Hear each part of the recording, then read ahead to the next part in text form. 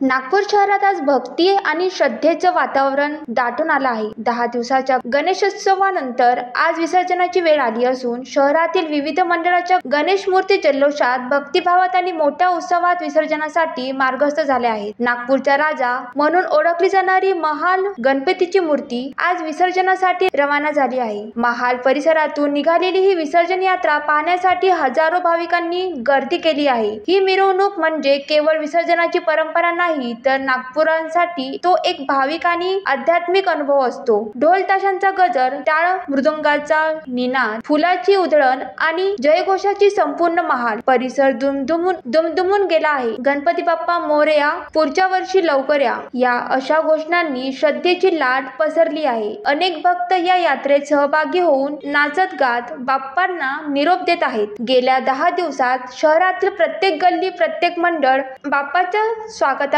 उजळून निघालं होतं. घराघरातून आणि मंडळातून सकाळ संध्याकाळ आरती, सांस्कृतिक कार्यक्रम आणि सामाजिक उपक्रम राबवले गेले. आज या सर्वांचा शेवट जरी विसर्जनाने होत असला तरीही भक्तांच्या मनात पुढील वर्षांच्या आगमनाची प्रतीक्षा आधीच सुरू झाली आहे. नागपूरचा राजा निरोप घेत असला तरी भक्तीच्या मनामनात आजही एकच आवाज घुमत आहे, गणपती बाप्पा मोरया, पुढच्या वर्षी लवकर या. Vidarbha city news, Nagpur.